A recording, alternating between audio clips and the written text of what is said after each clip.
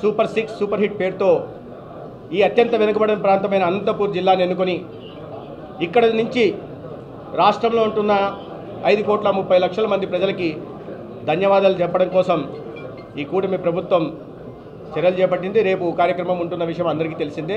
దీంట్లో కూటమికి సంబంధించిన ప్రతి నాయకత్వం కార్యకర్తలు కూడా పెద్ద ఎత్తున పాల్గొంటున్నారు.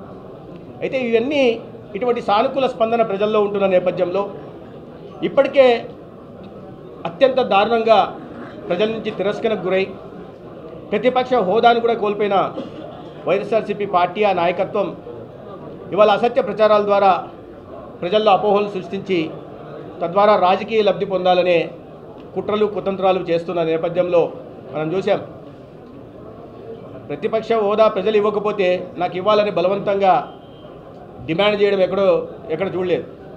పోనీ గతంలో అదే వ్యక్తి ముఖ్యమంత్రిగా ఉన్నప్పుడు తెలుగుదేశం పార్టీకి ఇంకో 5 సీట్లు తక్కువ ఉంటే ఆ ప్రతిపక్ష హోదా కూడా పోయేదని కామెంట్ చేసిన వ్యక్తి ఇవాళ 11 సీట్లు ఉన్నా కూడా ప్రజలు తిరస్కరించారన్న విషయాన్ని మర్చిపోయి ఆత్మపరిశీలన చేసుకోకుండా మళ్ళీ ప్రతిపక్ష హోదాని అడగడం, దాని ద్వారా ఆయన ఏదో రాకుండా కుటుంబ ప్రభుత్వం అడ్డుకున్నట్టుగా ప్రజల్లోకి అసత్య ప్రచారం చేస్తుంటే తా అంటే తందానా అనే వంది మాగదులు కూడా దాన్నే ప్రచారం చేసే ప్రయత్నం చేస్తున్నారు. ప్రజలు వీటిని విశ్వసించే అవకాశం లేదు. యూరియా విషయంలో కూడా పెద్ద ఎత్తున ఇదే రకంగా అసత్య ప్రచారాలు చేస్తున్నారు. కాలేజీలని మెడికల్ కాలేజీని పీపీపీ మోడ్లో తీసుకెళ్లిన దాన్ని కూడా పెద్ద ఎత్తున అసత్య ప్రచారం చేసి అదేదో ప్రైవేటు పరం చేస్తున్నారనే విషయాన్ని చెప్తున్నారు.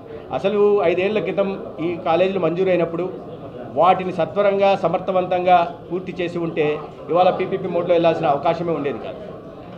ఈ పరిస్థితులు కల్పించింది గత ప్రభుత్వమే.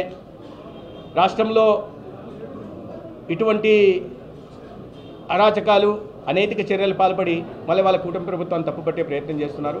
మెడికల్ కాలేజీల విషయంలో మొత్తం 8,450 కోట్లు ఖర్చు పెట్టాల్సి వస్తే వాళ్ళు ఖర్చు పెట్టింది 1,451 కోట్లు మాత్రమే. దాంట్లో కూడా దాదాపు 700 కోట్లు ఈ ప్రభుత్వం మీద బకాయిలు పెడితే అది కూడా కూటమి ప్రభుత్వం వచ్చిన తర్వాత కాంట్రాక్టర్లకు చెల్లించడం జరిగింది.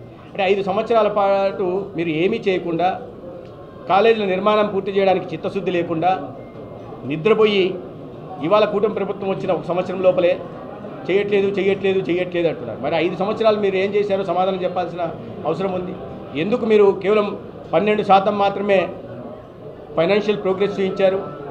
దాంట్లో కూడా ఆ మిగిలిన 600 కోట్లు కూడా నబార్డ్ నుంచో లేదా సెంట్రల్ స్పాన్సర్ స్కీమ్ కింద ఇచ్చిన అంటే పైసా రాష్ట్ర ప్రభుత్వం నుంచి ఖర్చు పెట్టకుండా ఈ రాష్ట్రంలో పేద విద్యార్థులకు వైద్య విద్య అందకుండా ఆ ఆసుపత్రులు పూర్తయిన తర్వాత పేదలకి ఒక నాణ్యమైన వైద్య చికిత్స అందకుండా అడ్డుకొని ఇవాళ అసత్య ప్రచారం చేస్తున్నారు.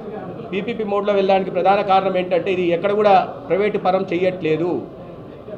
దీన్ని ఒక చారిటబుల్ ట్రస్టులు ఏర్పాటు చేసి తద్వారా ప్రైవేటు రంగాన్ని కూడా దీంట్లో ప్రోత్సహించి ఆ కాలేజీల నిర్మాణంని ఫైనాన్స్, బిల్డ్, ఆపరేట్, ట్రాన్స్ఫర్ పేరుతో నిర్మాణం అయిన తర్వాత కావాల్సిన ఫ్యాకల్టీని కూడా తీసుకొచ్చి ఒక నాణ్యమైన వైద్య విద్యను విద్యార్థులకు అందించడం. అదేవిధంగా 70% ఆసుపత్రుల్లో ఓపీ సేవలకి ఎన్టీఆర్ వైద్య సేవ కింద ఆరోగ్యశ్రీ అంటారు వాటి కింద సేవలు అందించడానికి అంటే విద్యార్థులకు సంబంధించి ఎటువంటి ఇబ్బంది ఉండట్లేదు. అదేవిధంగా పేదలకి సంబంధించి వైద్య చికిత్సకు సంబంధించి ఆరోగ్యశ్రీ కింద ఎటువంటి ఇబ్బంది ఉండట్లేదు. దాన్ని నాణ్యమైన ఇది ఇవాళ ఆర్థిక పరిమితుల దృష్ట్యా ఒక మంచి నాణ్యత కలిగిన కళాశాలను నిర్మించడం, హాస్పిటల్ నిర్మించడం, కళాశాల నిర్మించడం, తదనుగుణంగా హాస్టల్ నిర్మించడం, భవిష్యత్తులో నర్సింగ్ కాలేజీలు కానీ పారామెడికల్ కాలేజీలు కూడా నిర్మించే దిశగా ఈ ప్రయత్నం చేస్తున్నాం. యాజమాన్య హక్కులు పూర్తిగా రాష్ట్ర ప్రభుత్వం మీ దగ్గరే ఉంటాయి. ఈ లీజ్ పీరియడ్ అయిపోయిన తర్వాత ఈ ప్రాపర్టీ ఏది ఉందో ఈ ఆస్తులు ఏమున్నాయో మళ్ళీ ప్రభుత్వంకే వస్తాయి. కాబట్టి దీంట్లో వాళ్ళు చేస్తున్న అసత్య ప్రయత్నం నచ్చిన వాళ్ళకి ఇస్తున్నారు అంటున్నారు. చాలా టెండర్ ప్రక్రియ చాలా పారదర్శకంగా ఉంటుంది. ఎవరైతే వీళ్ళు మాట్లాడుతున్నారో ఆ మాట నేను వాళ్ళకు కూడా చెప్తున్నాను. మీరు కూడా వచ్చి మీకు ఉత్సాహం ఉంటే నిజంగా మీరు ఎప్పుడు అభివృద్ధి గురించి ఏనాడు ఆలోచించలేదు, సంక్షేమం గురించి ఏనాడు ఆలోచించలేదు. ఇప్పుడన్నా ఆత్మపరిశీలన చేసి కళ్ళు తెరుచుకొని మీకు అవకాశం ఉంటే మీరు కూడా టెండర్లో పార్టిసిపేట్ చేయండి. చాలా పారదర్శకంగా చేస్తున్నాం. దానికి నియమ నిబంధనలు ఉన్నాయి, టెండర్ కండిషన్స్ ఉన్నాయి. దాని ప్రకారం ఎవరు ఎలవన్లు వస్తారో ఎవరు సమర్థవంతంగా నిర్వహించగలరో గుర్తించి వారికి ఆ టెండర్ ప్రకారం రేపు కాంట్రాక్ట్ ఇవ్వడం జరుగుతుంది. అయిపోయిన తర్వాత పూర్తిగా మా నియంత్రణలోనే ఉంటుంది కాబట్టి మానిటరింగ్ సిస్టమ్, మానిటరింగ్ మెకానిజం మా దగ్గర ఉంటుంది కాబట్టి నాణ్యమైన వైద్య విద్య అందుతుందా లేదా, నాణ్యమైన వైద్య చికిత్సలు, వైద్య సేవలు అందుతున్నాయా లేదా అనేది ప్రభుత్వం పరిశీలనలోనే ఉంటుంది. కాబట్టి ఎటువంటి అవకతవకలకు అవకాశం లేదు. గతంలో లాగా మీరు ఇసుకని ప్రైవేట్ పరం పెట్టి చేసి 1000 కోట్లు తెచ్చుకున్నారు. ఈ సొంత డిస్టిలరీలు పెట్టి మద్యంలో 1000 కోట్లు, లక్షల కోట్లు దోచుకోవడమే కాకుండా ప్రజల ఆరోగ్యంతో కూడా ఆటలాడుకొని వాళ్ళ లక్షల మంది మంచానికి పరిమితమై, కొంతమంది 1000 మంది ప్రాణాలు పోవడానికి, లక్షల మంది మంచానికి పరిమితం అవ్వడానికి కారణమయ్యారు. కాబట్టి ప్రజల పట్ల, ప్రజల ఆరోగ్యం పట్ల, ప్రజల సంక్షేమం పట్ల ఏమాత్రం చిత్తశుద్ధి లేని ఈ వైఎస్ఆర్సీపీ నాయకత్వం ఇవాళ ఇటువంటి మాట్లాడుతుంటే ప్రజలు నమ్మే పరిస్థితిలో లేదు.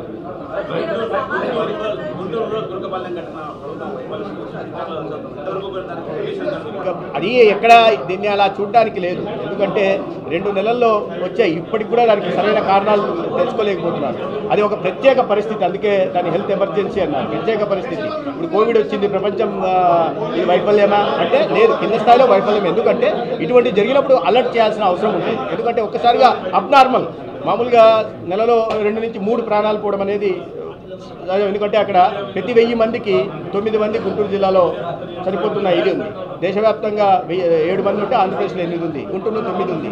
అయితే ఇట్లాంటి వచ్చినప్పుడు అలర్ట్ చేయడం వైఫల్యం. దానికంటే విచారణ ఒక హై లెవెల్ ఎంక్వైరీ కమిటీని కూడా చేశాం. అది రిపోర్ట్ వచ్చిన తర్వాత కింద స్థాయిలో కానీ లేదా పై స్థాయిలో కూడా అలర్ట్ చేయకపోవడానికి కారణాలు ఏంటి వాటిని విశ్లేషించి ఖచ్చితంగా చేద్దాం.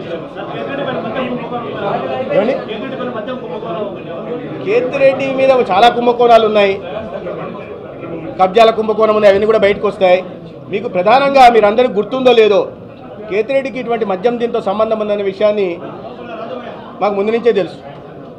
అనేక లెక్కల ఎలక్షన్ సందర్భంగా మీకు ఎక్కడ కూడా అప్పట్లో ముఖ్యమంత్రిగా ఉంటున్న జగన్మోహన్ రెడ్డి గారు ఎన్నికల ప్రచార కార్యక్రమాల్లో వెళ్ళి ఎక్కువ సమయం గడిపిన దాఖలాలు లేవు. మీకు 1 గంట సమావేశం చేయడం, వెళ్ళిపోవడం. కానీ ప్రత్యేకంగా ధర్మవరంలో మాత్రమే, పులివెందుల్లో కూడా ఏనాడు ఆయన 1.5 రోజు బస చేయలేదు.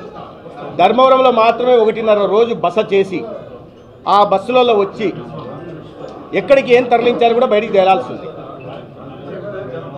1.5 రోజు ధర్మవరంలో ఎందుకున్నారు? రాయలసీమకి ఈ మద్యం డబ్బుల్ని ఎవరి ద్వారా వెళ్ళింది? తిరుపతి ప్రాంతం నుంచి చెవిరెడ్డి గారి ద్వారా వెళ్ళిందా, లేదా ఈ ప్రాంతం నుంచి, అనంతపురం జిల్లా నుంచి ఈ ప్రాంతం వాళ్ళకి కేతిరెడ్డి ద్వారా వెళ్ళిందా అనే విషయాలు కూడా బయటికి రావాల్సింది. ఖచ్చితంగా మాకు అనుమానాలు ఉన్నాయి. ఆనాడే అనుమానం వచ్చింది. ఎందుకు జగన్మోహన్ రెడ్డి గారు ధర్మవరంలో 1.5 రోజు సతీ సమేతంగా వచ్చి ఎందుకున్నారు, ఏ లెక్కలు వేశారు, ఎక్కడి నుంచి ఎక్కడికి సరఫరా అయింది, ఏ లెక్కలు చూసుకోవడానికి అక్కడ కూర్చున్నారు అనే విషయాలు కూడా బయటికి రావాల్సింది. ఖచ్చితంగా వీళ్ళందరూ ఒకే తాను ముక్కలు, అందరూ ఒకే జాతి పక్షులు, మొత్తం అవినీతిలో మెడలోతు గొంతులోతు కూరుకుపోయిన వాళ్ళు. వీరందరికీ సంబంధం ఉంది. చాలా ఆలస్యంగా వచ్చింది, ఆలస్యమైన పర్వాలేదు, కానీ అసలు నేరస్తులు బయటికి రావాల్సింది. మీ పేరు సత్యకుమార్ జాదవ్ అంటూ కూడా కామెంట్ చేశాడు, బీసీనే కాదు అంటూ కూడా. వాళ్ళ ఇది ఇవ్వండి. ఇప్పుడు జగన్మోహన్ రెడ్డి గారు బలపనూరు వెళ్ళేసరికి, ఆ నుంచి వెళ్ళేసరికి ఇంకోటి ఏదో అయిపోయారు. ఈరోజు ఆయన ఆచారాలు విచారాలు వేరు. వాళ్ళని సమాధానం చెప్పమనండి.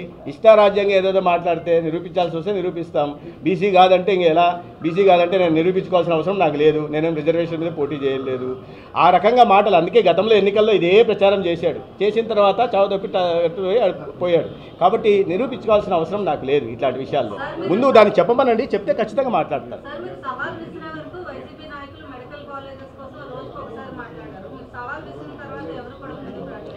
అదే వాళ్ళలో పస లేదు. నేను అందుకే చెప్పా, మీ వాదనలో పస ఉంటే, మీరు మాట్లాడుతున్న దాంట్లో సత్యం ఉంటే మీరు రండి, చర్చ పెడదామంటున్నా. జగన్మోహన్ రెడ్డి గారిని అసెంబ్లీకి రమ్మంటున్నా. మీరే ముఖ్యమంత్రిగా చేశారు, మీరు చాలా ఆర్భాటంగా ప్రకటనలు చేసుకుంటుంటారు, అది చేశానని రండి, తెలుస్తుంది, ప్రజలంతా గమనిస్తారు కదా. నేను అందుకే బొత్స గారిని కూడా అడిగా. ఆయన కూడా మొన్న ఏదో మాట్లాడారు, ఏదో మాట్లాడారు. ఆయన కూడా నేను అడిగా, మీరు రండి, మీరు మీ ప్రాంతంలో, ఉత్తరాంధ్ర ప్రాంతంలో నర్సీపట్నం కాలేజు, మీరు ఏదో ఇన్ని చెప్తున్నారు, 5 సంవత్సరాల్లో 2% మాత్రమే ఫైనాన్షియల్ ప్రోగ్రెస్ ఉంది. దానికి మీరు ఏం సమాధానం చెప్తారు? నేను మిగతా ప్రాంతాల గురించి బొత్స గారికి బహుశా అవగాహన లేదేమో, నేను మాట్లాడదలుచుకోలే. కానీ ఉత్తరాంధ్రలో ఉన్నారుగా, పెద్ద నాయకుడు మీరే కదా, ఉత్తరాంధ్రను శాసించింది మీరే కదా. ఎక్కడ ఏ భూములు ఉన్నాయో, ప్రభుత్వ భూములు, ప్రైవేట్ భూములు లేదా వివాద భూములు ఎక్కడున్నాయో గుర్తించి వాటిని కబ్జాలు చేసుకున్నారు కదా. మరి మెడికల్ కాలేజ్ మీద ఎందుకు దృష్టి పెట్టలేదు మీరు? ఎందుకు నర్సీపట్నం 2% మాత్రమే ఫిజికల్ ప్రోగ్రెస్? 5 సంవత్సరాలు మీరు పార్వతీపురంలో గిరిజన ప్రాంతంలో గిరిజన వైద్య విద్యను అభ్యసించడానికి గిరిజన వాళ్ళకి అవకాశం కలుగుతుంది స్థానికంగా. దాని మీద టెండర్లు కూడా ఎందుకు పిలవలేకపోయారు? ఇది మీ అసమర్థత కాదా?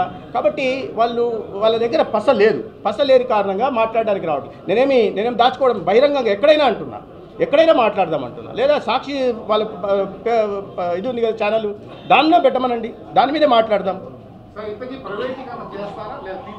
నేను ఇప్పుడే చెప్పాను సార్, ప్రైవేటీకరణ కాదు. పీపీపీ మోడ్ అంటే ప్రైవేటీకరణ కాదు. ఇప్పుడు హైదరాబాద్ ఎయిర్పోర్ట్ సార్ పీపీపీ మోడ్లో అయింది, అయిపోయిన తర్వాత ప్రభుత్వమే ఉంటుంది. పీపీపీ సమయంలో ఇంత వాళ్ళే ఫండింగ్ చేయాలా, వాళ్ళే బిల్డ్ చేయాలా, వాళ్ళే ఆపరేట్ చేయాలా. ఈ లీజ్ పీరియడ్ అయిపోయిన తర్వాత ట్రాన్స్ఫర్ వస్తుంది, మొత్తం యాజమాన్య హక్కులు ప్రభుత్వానికి వస్తాయి. సో సంపదని ఏదైనా కృష్ణపట్నం పోర్ట్ అయినా ఏదైనా మీరు పీపీపీ మోడ్లో చేస్తున్నవి అవి పీపీపీ మోడ్కి వాళ్ళు అర్థం చేసుకోవాలి. మేము ఒకరోజు ఈ మండలిలో చర్చ జరిగినప్పుడు అదే పనిగా పబ్లిక్ ప్రైవేట్ పార్ట్నర్షిప్ అని మాట్లాడారు బొత్స గారు. అది తెలుసుకొని మాట్లాడాలి కదా. ప్రైవేట్ పరం ఎలా అవుతుంది? యాజమాన్య మనం ఒక ఇల్లు రెంట్కి ఇస్తాం సార్, ఎవరికన్నా ఇల్లు రెంట్కి ఇస్తాం. ఇల్లు రెంట్కి ఇచ్చింటే బాడుకున్న వాడికి బాడికి ఇచ్చేసినట్టేనా? ఉచితంగా ఇచ్చినట్ట కాదు.